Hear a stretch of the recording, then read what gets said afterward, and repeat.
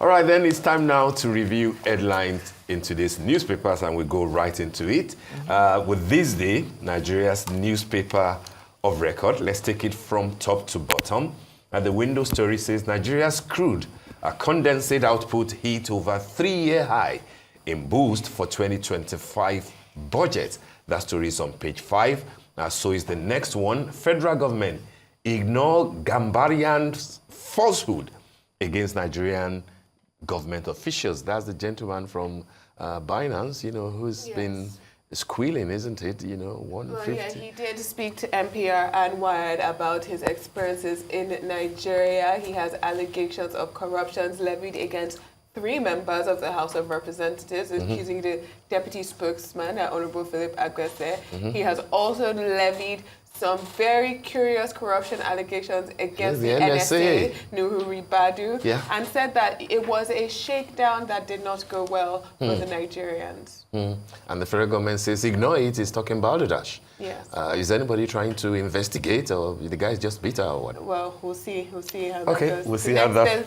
There's another very important story. How that pans out. The next story, Tinubu, Obasanjo, Jonathan, Buhari, Atiku, Obi, governors. Others mourn Pa Adebanjo at 96. Says deceased principled voice of political activism will be deeply missed.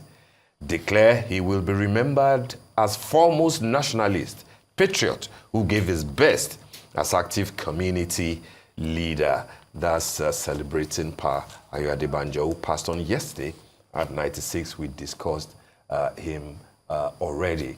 And of course, the lead story concerns as U.S. Congressman Alleges USAID funded Boko Haram. That story is on page 5 also. Yeah, I find that story, I find that story to be one story that we need to take very seriously. It's very troubling, isn't it? It's very troubling, but I don't find the allegations from Scott Perry troubling. I find Scott Perry himself troubling. He also has alleged that ISIS carried out the Vegas shooting. He alleged that the KKK is a military wing of the Democratic Party.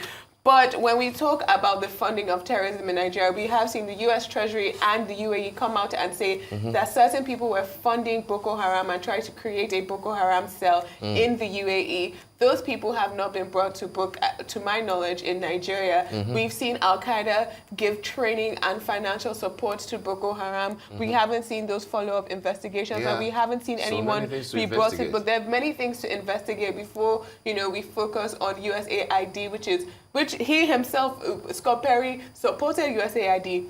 He went to Afghanistan with USAID, but now that Trump doesn't like USAID, he now does not like USAID. But most of if money went anywhere in a suspicious manner, but we can't look away. We can't look away. But I think we need to be careful because Absolutely, I agree with you. these aid agencies that are going to different areas of our country, like MSF, like USAID, that are providing support for the most vulnerable of Nigerians, we don't want to put a target on their back without a proper investigation. That's the good part that we can't ignore. But then if there are issues, we also shouldn't close our eyes. Last but not the least, on the cover of this day, Two Babas family writes DSS, declares singer missing.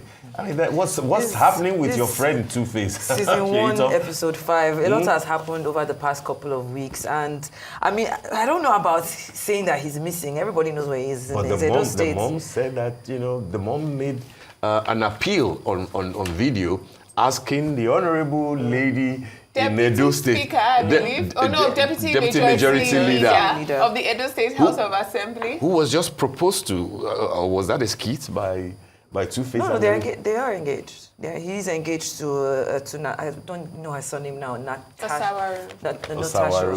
Yes. Granddaughter of the great Ibn isn't it? Yes. So Two-Face can't be missing if he's engaged to Natasha. Maybe he's not picking up his mother's calls, but again, the man has been nearly alive for 5 decades. I think he can choose who he wishes to speak to. It does not make it a DSS situation. Thank you. DSS. And you know what? I really feel like this is not the last we're going to hear from this. There's so much that has happened over the last couple of weeks regarding, Two-Face and Annie. And it looks like the mom does not approve of what seems to be happening.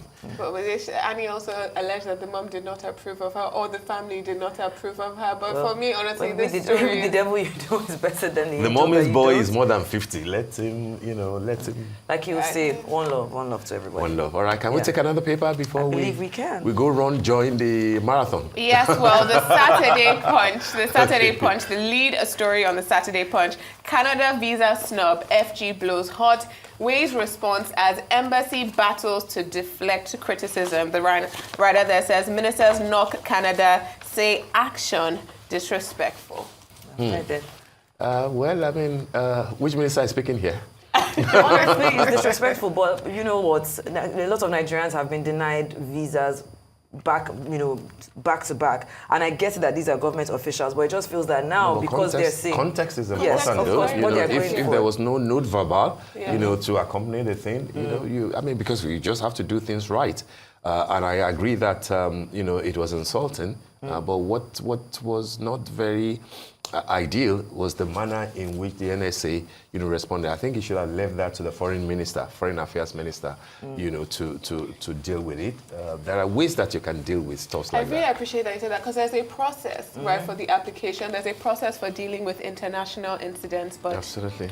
Oh, I think we've run out of time. We can be emotional about all these things. Anyway, marathon is waiting for us, so we really have to go join them, even though the money is gone. He's actually wearing his running shoes, guys. Absolutely. All right, then that brings us to the end of the morning show today. Thank you for watching, and do stay safe.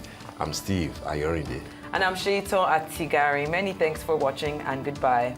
As always, I'm Adesua Giwa-Sage, and from our entire team here in Lagos, Nigeria, enjoy the rest of your morning and, of course, the rest of your day. Goodbye.